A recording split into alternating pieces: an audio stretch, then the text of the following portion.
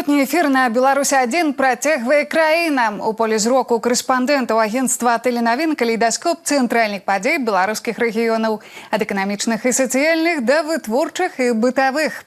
З вами Дар'я Тарасова. Добрый дзень, сёння ў эфіры. Азімы ячмень у жовам барах на чарзе раб. Господарки Гродненской области приступили до уборки аллейной культуры. Подробности репортажа Юрия Корняловича. От 8 подземных километров до сотни такие шляхи столичные подземки. Галоўная культурная падзея лета. Славянскі базар у Віцебску зяе усімі фарбамі ліпеня і запальвае новыя зоркі. Падрабязней у праграме «Краіна». Збожжавыя эстафеты ў гаспадарках Беларусі. Хлебаробы убіраюць азімы ячмень. Толькі ў Мінскай вобласці гэта больш за 60 тысяч гектараў. Там ужо намалацілі звыш 250 тысяч залатых тонн. Гэта самы важкі аб'ём намалоту ў нашай краіне. У лідарах па ўраджайнасці Нясвежскі, а таксама Дзяржынскі, Мінскі раёны. Напрыклад, у гаспадарцы Кухчыцы, што пад Клецкам атрымалі больш за 70 цэнтнераў з гектара. Падчас уборки вызначились и первые водители-тысячники. Очень хорошие эмоции, приятные, очень приятно, когда знаешь, что тебе нужно вовремя все убрать с поля, чтобы комбайны не простаивали на полях. Очень приятно, вот в этом году уборка началась очень рано, очень так нравится. За всю историю, наверное, сколько я работаю в этом хозяйстве, это уже 22-я моя уборочная здесь. И я скажу, очень слаженно, благодаря людям, в первую очередь, благодаря людям достаточно слаженно началась уборка озимого ячменя, и достаточно на высоком уровне мы ее провели. Зараз у гаспадарцы Клецкага района 14 комбайнаў правялі і пробны абмалот азімага рапсу. Тым часам некаторыя раёны прыбралі палову алейных плошчаў. Ураджайнасць вышэй, чым летась, каля 25 цэнтнераў з гектара. На Гродзеншчыне практычна ўсе раёны завяршылі ўборку азімага ячменю. Абмалочаны ўсе 33 тысячы гектараў. Сярэдняя ўраджайнасць культуры больш за 45 цэнтнераў з гектара. Зараз на чарзе рапс, калі асобныя гаспадаркі толькі прыступілі да нарыхтоўкі алейнай культуры, іншыя ўжо адгружаюць насенне ў залік дзяржзаказу. Аб ходзе ўборачнай кампаніі ў заходнім рэгіёне рэпартаж Юрыя Корняловича. Сёлетняе жніво ў гаспадарцы Гудзевічы распачалі на тыдзень раней звычайнага. Спачатку абмалацілі азімы ячмень. Культура аказалася ўраджайнай, збіралі больш за 60 цэнтнераў з гектара. Невялікі перапынак у некалькі дзён і тэхніка зноў на полях. Самый час начинать убирать рапс. Рапс уже полностью готов к уборке, потому что верхний ярус рапса уже созрел. Он полностью сухой, стручки еще не растрескиваются, поэтому это самая оптимальная фаза для уборки рапса. Площади под алейную культуру адвялі немалыя. Рапс для гаспадаркі выдатная кармавая добавка ў жывёлагадоўлі. Ёсць уласны цех па перапрацоўцы насення. Ураджайнасць таксама не подвела. Першие обмолоченные гектары дают валовый сбор не горше, чем у минулым годе. Озимый рапс в нашем хозяйстве занимает площадь 700 гектаров. На сегодняшний момент средняя урожайность свыше 50 центнеров с гектара. Также параллельно ведем уборку озимой пшеницы. В дальнейшем будем рассматривать уборку ярового ячменя. Работает 11 комбайнов у нас. 6 комбайнов задействованы на рапсе, 5 комбайнов задействованы на уборке пшеницы. На уборку рапсу ў гаспадарцы адвялі крыху больш за тыдзень. Тэрміны рэальныя, на полях толькі вопытныя камбайнеры. З тэхнікай праблем не ўзнікае. Падрыхтавалі яшчэ з вясны, полностью забяспечаны палівам і запаснымі часткамі. Ёсць спецыяльныя рамонтныя брыгады, якія могуць выехаць прямо на поле. Механизатор Павел Заневский на жніве ўжо 5-й сезон. Працуе на беларускім камбайне. З пачатку уборки упэўнена трымаецца ў лідарах. За дзень абмалочвае больш за 15 гектаров. Правда, працаваць приходится с самого ранку и до позднего вечера. Утром только солнышко засветило, обвеяло и сразу же в поле. А вчера приехали в 10 вечера на мастерские. Урожай неплохой. В том году намолотил почти 2000. Но в этом году буду стараться, чтобы больше намолотить. Тое, што рапс абмалоцяць у вызначаныя тэрміны, у гаспадарцы не сумняваюцца. Сучасны ўзровень аўтаматызацыі дазваляе сабраць ураджай пры любых, нават самых экстрэмальных умовах. Павышаная вільгаць насення сёння таксама не праблема. Надвор'е ўносіць свае карэктывы ў жніво, прайшлі невялікія дажджы, таму рапс пасля ўборкі неабходна яшчэ дасушыць. Да прыкладу, вось такі комплекс за суткі здольны перапрацаваць да 300 тонн насення. Калі будзе такая неабходнасць, зернесушылку перавядуць на кругласутачную працу. Зараз толькі пачатак масавага жніва, таму аб'ёмы невялікія. Увогуле, поўнасцю завяршыць жніво ў Гудзевічах плануюць менш чым за месяц. Справіць дажынкі тут рыхтуюцца на пачатку жніўня. Юрий Карнялович, Віктор Бака, Мастоўскі раён. Жніву спрыяе не толькі надвор'е, але і захаванне традыцый. Зажынкі адзначылі дзяржынскія аграрыі. Свят пачатку жніва правялі на палях «Праўда Агра». Дадатковая матывацыя ўборачнай конкурс сярод механізатараў. Па выніках мінулага жніва на рахунку Дзяржынскага раёна 96 тысяч тонн збожжавых. В хозяйстве выращиваются из зерновых культур пшеница, тритикали и озимый ячмень. Я, наверное, сделаю больше упор на пшеницу, так как у нее выше урожайность. Озимый ячмень показывает на данный момент 80 центнеров. А по другим культурам, я думаю, тритикали и пшеница будет в районе 100. Мы уверены, что мы в этом году пополним каравай Минской области, каравай Республики Беларусь весомым урожаем зерновых культур. В целом Дзержинщина вообще славится высокой культурой земледелия.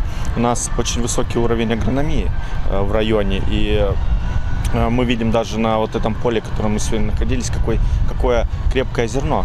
Адзначыў, у Дзяржынскім раёне прайшоў рэспубліканскі семінар па пытаннях развіцця мяса-малочнай жывёлагадоўлі. Аграрыі краіны пераймалі вопыт на аб'ектах прадпрыемства Крутагор'е Петкавічы. З інавацыйнай і сучаснай інфраструктурай новую паліклініку ўзводзяць у Першамайскім раёне сталіцы. Установа аховы здароўя разлічана на 1000 наведванняў у змену. На аб'екце вядуцца работы па перакрыцці маналіту на тактавай залы і не толькі. Таксама спецыялісты пачалі выкладваць парапеты, а пасля пачнуць усталёўваць дах. Заканчиваем монолитные работы, ведется кладка стен. Также приступили к сантехническим работам. В подвале выполняется отопление, вентиляция, канализация. Ведется также устройство кровли. Заливаем керамзитобетон. Ежедневно в строительстве задействовано около 20 человек, но в июле-августе будем наращивать численность. Яшчэ адну паліклініку, толькі ўжо дзіцячую, працягваюць узводзіць у Ліска. У ёй будзе размешчаны басейн для прафілактычных і лячэбных працэдур. Новая установа аховы здароўя стане другой дзіцячай у Ленінскім раёне. Мадэрн звонку і мінімалізм унутры. Новы інтэрнат БНТУ расчыніць свае дзверы ў лістападзе. Ён размесціць больш за 1000 студэнтаў. Аблічча будынка спалучаецца з архітэктурным стылем суседняга корпуса карабля. Інфраструктуру дапоўняць веладарожка і аўтапаркоўка з месцамі для электракараў, запланаваны медпункт і спартыўная зала. У праекце і стварэнне безбар'ернага асяроддзя. Сейчас возведение конструктива здания закончено. Завершается установка оконных блоков. Также проводятся работы по устройству фасада. Работы по устройству благоустройства начаты. И внутренняя отделка этажей и блоков. В третьем блоке, даже на 16 этаже, предусмотрены блоки двухуровневого типа, которые имеют внутренние лестницы.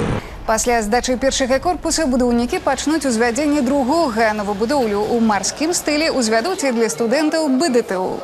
Навінкі чакаем і пад зямлёй. Адразу 3 новыя станцыі метро ацэнім сёлета. Будаўніцтва завяршаецца. Ідуць і падрыхтоўчыя работы на новым участку. Тунэлі хутка пачнуць пракладаць у напрамку Зялёнага Лугу. Сёння мінскі метрапалітэн – гэта 33 станцыі звыш сотні кіламетраў. Які шлях прайшла сталічная падземка за 40 гадоў і якім будзе транспарт будучыні, ведае Алена Вітко. Эстафета стварэння. Так пачынаўся мінскі метрапалітэн. Год 1977. Ад парку Чалюскінцаў да Інстытута культуры. Першыя станцыі мінскага метро будавалі 7 гадоў, а гэта 8 падземных кіламетраў. У новую транспартную эпоху адправіліся летам 84-го.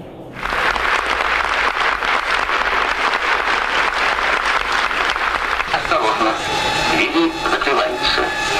Следующая станция Октябрьская. в этот день проснулся рано, потому что я знал, что уже я поеду первым поездом. То есть уже был проинструктирован, все мне было рассказано, как будем ехать, как что. Когда уже выехал на линию, стали на станции, значит, вот тогда я уже почувствовал, что вот оно, наверное, гордость за себя, что мне 24 года, молодой парень, а уже машинист и тем более с первым поездом. Урачыстае адкрыццё на плошчы Леніна і захопленыя водгукі пасажыраў. Дарэчы, замест звыклых малінавых жэтонаў, а сёння ў абароце іх 1,5 мільёна, першапачаткова ўваход у сталічную падземку быў за манету ў 5 копеек. З цягам часу замест гэтых разменных апаратаў з'явіліся смарт-тэхналогіі. Надо отметить, что в 2018 году наш Минский метрополитен первый на постсоветском пространстве, а третий в мире после Лондона и Ванкувера, который для оплаты проезда одновременно на всех станциях стал использовать бесконтактную банковскую карточку. Толькі за першы год перавезлі 80 мільёнаў чалавек. Сёння ж гэтая лічба павялічылася да 300 мільёнаў. Усяго ж з моманту пуску сталічнай падземкай скарысталіся звыш 8 мільярдаў пасажыраў. Маштабы планетарныя. Подвижной состав метрополитена довольно тоже накапливался. На сегодняшний день мы имеем уже 390 единиц вагонов метрополитена, которые сформированы в 79 составов, которые сегодня обращаются по 3 линиям метрополитена. За 40 гадоў магістралі метро выцягнуліся на 100 кіламетраў, а колькасць станцый з 8 павялічылася да 33. Адкрыцці чакаем і сёлета. Аэрадромная, Немаршанскі сад и слуцкі гостиниц. Будаўніцтва завершается. Правильный курс выбран развития метро. Надо держаться вот того, что сегодня есть. И в проектировании, и в организации, и в самом строительстве. У перспектыве третья ветка будзе налічваць 14 станцый, зможа аб'яднаць поўдзень і поўнач сталіцы. Праходку трэцяга участка зялёнай лініі пачнуць тут ад плошчы Бангалор, Алеся пойдзе ў бок вуліцы Мельнікайта. Для старту узвядуць катлавану ў 100 метраў. Зараз, як мы бачым, перакладаюць інжынерныя сеткі. Механізаваны комплекс будзе рухацца амаль без перапынкаў ад парка Дружбы народаў да прафсаюзнай праз станцыі Камароўская і Пярэспа. А ў будучым туннелі закальцуюць. 4-я трасса метро будзе дубліраваць другую гарадскую аўтамагістраль. Такі транспартны падземны хаб у 25 кіламетраў і 17 новых станцый. Ален Вітко, Алексей Пятроў і Віктор Барысаў, агентства Тэленавін. Мінск. За 30 гадоў Інстытута прэзідэнцтва Беларусь стала лідарам у прамысловасці і сельскай гаспадарцы. У рамках работы рэспубліканскіх інфармацыйных груп з прадстаўнікамі сельгаспрадпрыемстваў Шчучынскага раёна сустрэлася старшыня нацыянальнага статыстычнага камітэта. У тым ліку прывялі рэальныя лічбы прагрэсу краіны. Что касается Института президентства, то, конечно, встречи с трудовыми коллективами и на цифрах статистических рассказ о том, чего достигла Республика Беларусь за 30 лет, а это действительно очень высокие показатели, и самое главное, это замечательные показатели не просто в развитии экономики, но самое главное, это та задача, которую перед собой всегда ставит глава государства и перед всеми органами государственного управления, это повышение благосостояния населения. Абмеркавалі на сустрэчы профільныя пытанні статкамітэта аб рабоце аграрыяў. Так, статыстыка дазваляе прымаць на ўзроўні рэспублікі верныя кіраўнічыя рашэнні. Крок да поспеху. Рэспубліканская інфармацыйна-асветніцкая акцыя стартавала ў Магілёўскай вобласці. Жыхары вёскі Бракава атрымалі чыстую ваду.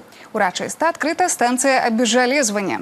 Шматлікімі падзеямі напоўнены тыдзень усходняга рэгіёна краіны. Падрабязней у дайджэсце. Быць патрыётамі, любіць радзіму і цаніць усё, чаго дасягнулі за гэтыя 30 гадоў.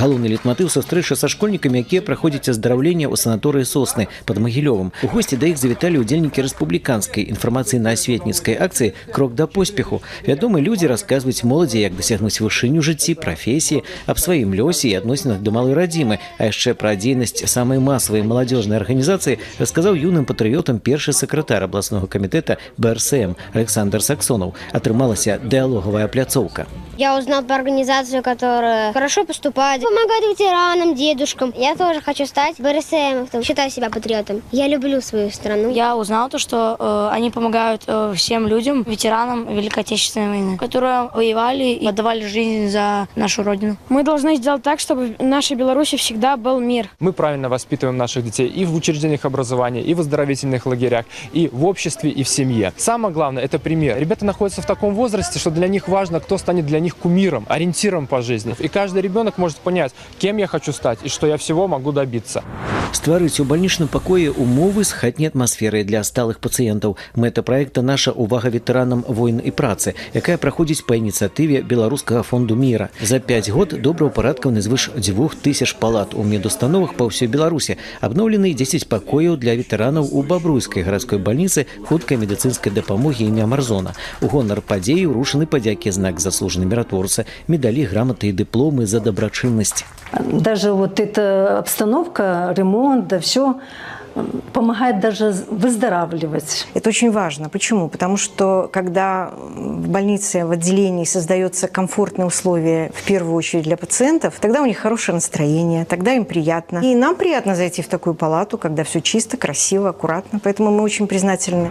Падарунак да стагоддзя Магілёўскага района ўрушаны жыхарам вёскі Бракова. Аўтаматычная станцыя безжалезвання магутнасцю 12 кубаў у гадзіну. Яна забяспечыць чыстай пітной вадой звыш 500 жыхароў усяго населенага пункта і сацыяльныя установы.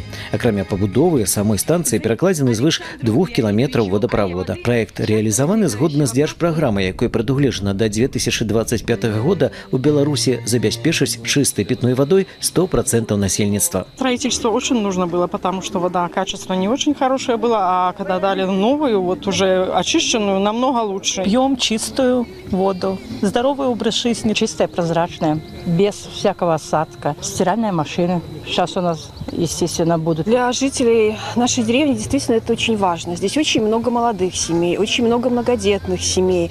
У нас есть школа, у нас есть садик. Естественно, если есть хорошая вода, то это улучшает качество жизни. Мы капитально ремонтируем дороги, капитально ремонтируем дома.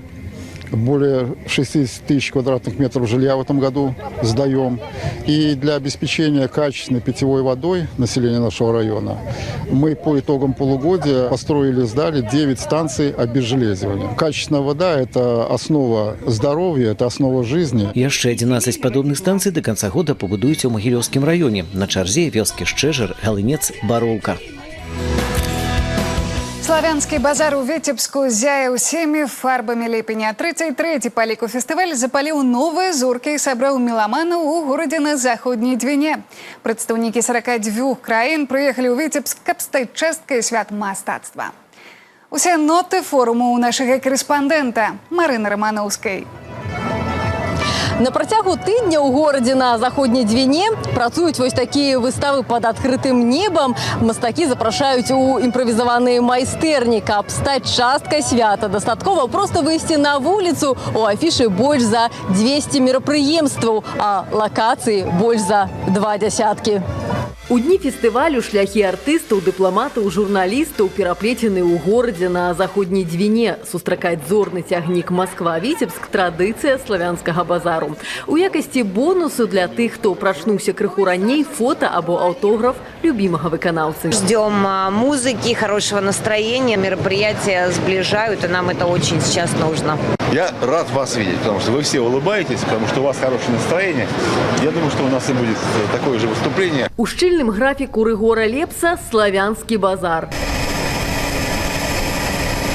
С трапа самолета народный артист России отправился на площадь лаўрэатаў. Тут запалилась его именная зорка. Одна з галоўных інтрыг фестывалю вырашылася. Рыгор Лепс, уладальнік спецыяльнай узнагароды президента Беларуси праз мастацтва да миру и узаемапаразумення. Всегда тепло встречают, тоже искренне этому рад. Надеюсь, я это заслужил.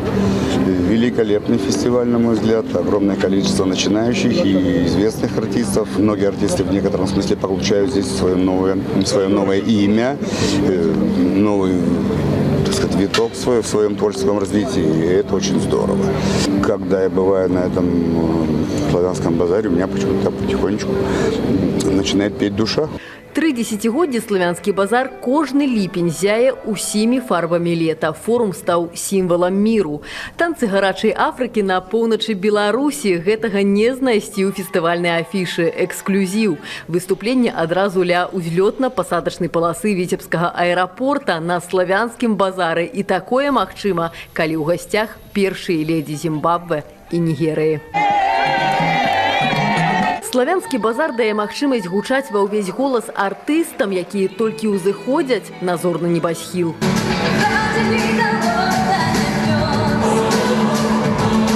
Прадстаўнікі 14 краін прыехалі ў Віцебск за перамогай у дзіцячым музычным конкурсе у нашай Златы Ярашевич. 136 баллов от журы. И это третья премия. Когда пела, я прям думала про свою страну. Я очень люблю Беларусь. И поэтому, когда я пела, посвящала эту песню именно ей. Славянский базар перарос з песеннага форуму і стаў пляцоўкай дыпламатыі. Штогод у Віцебску гучаць дзясяткі моў свету. На прасторах фестывалю прадставілі культурную разнастайнасць і пейзажы Пакистана. Віды ўражваюць, як і магчымасці для ўзаемадзеяння. У гэтым годзе наша выстава асаблівая. Пакистан і Беларусь адзначаюць 30годдзе ўстанаўлення дыпламатычных адносін. І за гэты час нашы краіны рушылі наперад у супрацоўніцтве ва ўсіх сферах. Каб акунуцца ў атмасферу фэста на 7 вятрах, білет не патрэбны, толькі жаданне стаць часткай свята. На вуліцах артысты розных жанраў, якіх аб'ядноўвае форум мастацтваў. 33-й фестываль увойдзе ў гісторыю як адзін з самых рэкордных па колькасці канцэртаў, выстаў, спектакляў. Паўночны рэгіён краіны і ў гэтыя хвіліны працягвае сустракаць гасцей. Марына Романовская, Михаил Христофоров, Витебск. У Мінскай вобласці адкрылі лагеры для вучняў профільных класаў. Самы папулярны педагагічны накірунак. 90 старшакласнікаў з цэнтральных рэгіёна забранировали путёўку ў правзмену. Паўсотні месцаў занялі будучыя аграрыі і столькі ж інжынеры. Летні інтэнсіў арганізаваны на базе 3 каледжаў у Нясвежы, Дзяржынскую і Смілавічах. У праграме трэнінгі, майстар-классы і экскурсіі. Я являюсь учащимся инженерного класса. На повышенном уровне изучаем такие предметы, как физика и математика. И я уже решил, что хочу связать свою жизнь как раз с инженерной направленностью. И хочется и оздоровиться, так как у нас летняя оздоровительная кампания. И хочется завести новых друзей, новые знакомства, ну и получить новые знания. Инициативе дали старт у Минской области минулым летом. Сёлета напрамкаў больше открыліся змены з аграрнымі і інжынернымі ухілам. Калісьці манастыр Бернардзінак, затым военны шпіталь, а пасля гістарычны помнік. Хутка на руінах гэтага аб'екта Брэста, які размешчаны на тэрыторыі легендарнай цытадэлі, распачнецца эпоха рэнесансу. Дарэчы, саму крэпасць героя ў бліжэйшы час чакае рэстаўрацыя. Пра захаванне гісторыі у нашым рэпартажы. Зараз мы з вами знаходзімся каля касцёльнай часткі. Раней сюды заходзілі вернікі і маліліся. Далей там знаходзіцца ў нас жылая частка, дзе яны жылі. Да 400-го юбілею ад маштабнага манастыра Бернардзінак у Брэсце захаваліся толькі руіны. Храм у стылі барока, Александраўскі кадэцкі корпус для дзяцей дваранства, перад вялікай айчынай ваенны шпіталь. На працягу свайго існавання сцены манастыра некалькі разоў змянялі сваё прызначэнне. І вось хутка чарговае аблічча. Мясцовай уладай здзейснены захады па захаванні гэтага аб'екта. Першае, гэта быў вызначаны балансаўтрымальнік аб'екта, ім стаў аддзел культуры Брэсцкага гарвыканкама, які з 2023 года пачаў працаваць у накірунку стварэння навукова-пошукавай дакументацыі па кансервацыі з элементамі рэстаўрацыі гэтага будынка. Будынак будзе закансерваваны, і ў ім будуць выдзелены 2 пакоя, у якіх можа быць размешчана музейная экспазіцыя. Зараз вядзецца падрыхтоўка дакументацыі па кансервацыі і рэстаўрацыі. Спецыялісты кажуць, што часу на задуманае пойдзе нямала. Аб'ект знакавы, таму не з простых, захоўвае ў сабе гісторыю і сярэдневяковага Бярэсця. Манастыры Бернардзінак таксама існавалі ў Мінску, Гродні і Слонімі, але толькі ў Брэсце на адной плошчы размяшчаліся адразу 2, мужчынскі і жаночы. Калісьці паміж імі быў уезд у горад, і вароты тыя называліся залатымі. Жыццё манастыра звязана з легендарнай крэпасцю. Ён размешчаны на яе тэрыторыі, і ў экспазіцыі музея мемарыяльнага комплексу прадстаўлены копіі карцін 19 стагоддзя, на якіх разам з цытадэлю адлюстраваны храм. Монастырь был основан в 1604-605 годах. Женские и мужской монастыри изначально они были деревянными, а уже в 1624 году были построены в камне. Действительно уникальный памятник истории, архитектуры. Дословно бернардинцы переводится как орден братьев меньших, ответвление ордена францисканцев. Названы не так в честь основателя ордена Бернарда Сиенского, который жил в 14-15 веке. До речі, у меморіальному комплексі Брэсцкая крэпасць героя зусім хутка разгорнуцца маштабныя работы па капітальным рамонце, рэстаўрацыі, рэканструкцыі і музеіфікацыі збудаванняў. Амаль 500 мільёнаў расійскіх рублёў на реализацию уже затверженного проекта выделит союзная держава. Планируем, что в будущем у нас в одной из казарм будет создан создан образовательный центр. В западной части цитадели появится мемориальная зона, которая расскажет о трагедии родителей, потерявших на войне своих детей на примере защитников Брестской крепости. У нас запланированы также мероприятия и в Восточном форту. Расширим возможности для знакомства с крепостью нашим туристам, поскольку многие из тех объектов, которые сегодня запланированы, закрыты для посещения. Разлічаны проект на 3 гады з 2024 по 2026 прадугледжвае работы на 11 аб'ектах мемарыяльнага комплексу. Ганна Буйкевич, Руслан Селюк, Брестская область. Свет дваранства 19 і 20 стагоддзя ў лушыцкай сядзібе. Паўсядзённае жыццё мінулых часоў прадстаўлены ў тэматычных блоках. Будуар, мужчынскі кабінет, шывок з зашыўком. Больш за паўсотні экспанатаў трапілі з музея замкавы комплекс «Мір». Эксклюзіўныя сведкі часоў расказваюць і пра свет тэатра. У гэтым дапамагаюць тэкставыя гіды, якімі можна карыстацца без экскурсавода. На выставе прадстаўлены даволі унікальныя, цікавыя прадметы. Шмат з іх выйшлі з нашага паўсядзённага ўжытку, а многія яны змяніліся. Вось, напрыклад, карнет де баль, так, думаю, немногія наведвальнікі выставы ведаюць, што гэта. Гэта маленькая кніжачка, у якую дама запісвала імёны кавалераў, з якім яна жадала танцаваць, каб не пераблытаць іх імёны. Выстава «Погляд у мінулае. Мода, стыль і прыгажосць» даступна да прагляду да канца верасня. У наступным годзе экспазіцыя пераедзе ў адзін з музеяў Баранавічаў. Гэта былі самыя актуальныя і цікавыя сюжэты жыцця беларускіх рэгіёнаў. Глядзіце праект «Краіна» ў наступную суботу ў 15:15, а таксама на нашым сайце. Да сустрэчы!